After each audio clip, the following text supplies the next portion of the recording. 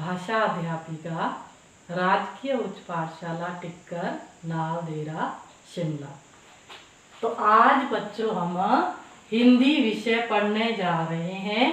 कक्षा 8वीं, पाठ्य पुस्तक वसंत, उसका पाठ 1 जो कि कविता रूप में है हमारे पास, उसका नाम है ध्वनि।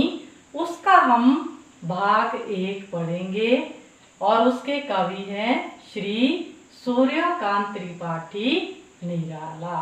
तो बच्चों ये बात आप जान चुके हैं कि आज हम 8वीं कक्षा की जो वसंत पाठ्य पुस्तक है उसका जो पहला पाठ है कविता रूप में हमारे पास, जिसका नाम ध्वनि है, उसके कवि श्री सूर्यकांत त्रिपाठी निराला जी है, उसको हम पढ़ने जा रहे हैं।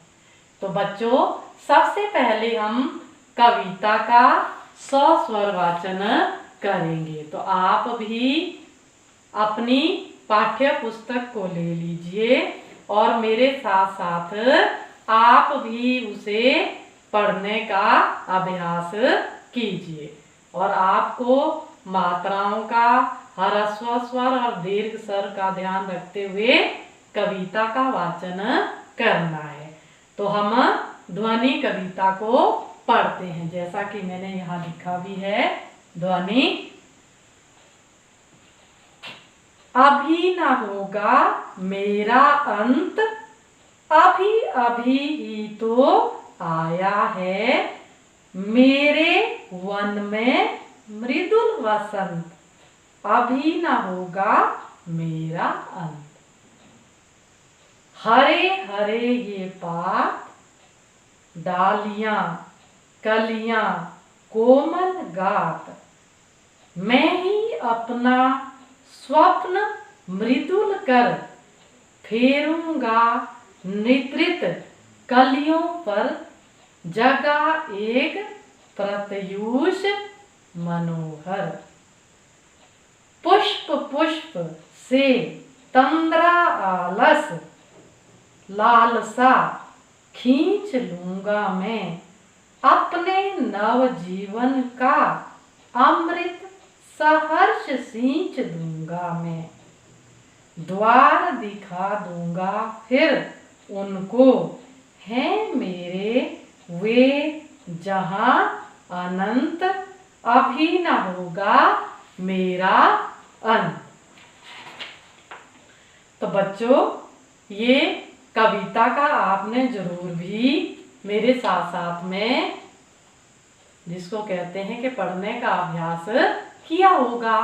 तो अब हम इसमें सबसे पहले ध्वनि कविता में जो कठिन शब्द आए हैं उनको रेखांकित कर लेते हैं। तो रेखांकित तो आप समझते होंगे कि रेखांकित क्या होता है। रेखांकित होता है जैसे मैं पाठ यहाँ लिखा है शब्द, उसके नीचे मैंने एक लाइन खींची है, तो उसे हम क्या कहते हैं, उसे हम रेखांकित कहते हैं। रेखा से अंकित, कहीं ना कहीं ये हमें जिसको कहते हैं कि समास की भी जानकारी दे रहा है, तत्पुरुष समास की भी जानकारी दे रहा है, रेखा से अंकित। अब हम आगे चलते हैं। आगे हमारी कविता का कोई भी भाग नहीं है, उसमें प्रश्नोत्तर है। और उसके बाद चलते हैं, हमारा जो अगला पृष्ठ है उसमें देखो शब्दार्थ दिए हुए हैं। कुछ शब्दार्थ हमारे पास कविता के अंत में दे रखे हैं, जैसे ही हमारा अभ्यास कार्य खत्म होता है। आपके पाठ्य पुस्तक में भी है, ये ध्यान दीजिएगा। और कुछ हो सकता है हमें खुद से भी ढूंढने पड़े, लिखने पड़े। वैसे तो बच्चों आपकी किताब में भी शब्दकोश दिया होता है, जब आपके सारे पाठ पढ़कर खत्म हो जाते हैं तो शायद आप विद्यालय में जरूर उसमें खोजते होंगे शब्दकोश में। तो अब हम जाते हैं कविता के कठिन शब्दों की ओर। फिर हम देखेंगे कि कितने कठिन शब्द हमें पाठ के अंत में मिल रहे हैं और कितने हमें खुद से लिखने होंगे। तो अब हम साथ साथ में रेखांकित करते रहेंगे। अभी ना होगा मेरा अंत, आप पेन या पेंसिल ले लीजिए, अंत को रेखांकित कर दीजिए। अभी अभी ही तो आया है मेरे वन में मृदुल वसंत, मृदुल को कर लीजिए, वसंत को भी कर लीजिए, क्योंकि इसको हम दो अर्थों में समझाएंगे, भावार्थ को देखते हुए, कविता के भाव को देखते हुए। उसके बाद हरे हरे ये पात, पात को कर लीजिए। डालियां कलियां तो शायद आप समझते होंगे। कोमल गात, गात को कर लीजिए। मैं ही अपना स्वप्न मृदुल, मृदुल को रेखांकित कीजिए। फेरूंगा निद्रित कलियों पर, निद्रित। प्रत्यूष, मनोहर, तंद्रालस, लालसा, अमृत, सहर्ष, अनंत। तो अब देखते हैं जितने भी हमने ये कठिन शब्दों को रेखांकित किया है, क्या ये पाठ के अंत में सब दिए हुए हैं या इनमें से कुछ रहते हैं। अब पहला कठिन शब्द क्या दिया है, मृदुल, कोमल, गात, शरीर, पात, पत्ता, निद्रित, सोया हुआ, प्रत्यूष, प्रातःकाल, तंद्रालस, नींद में अलसाया हुआ, लालसा, कुछ पाने की चाह, अभिलाषा या इच्छा।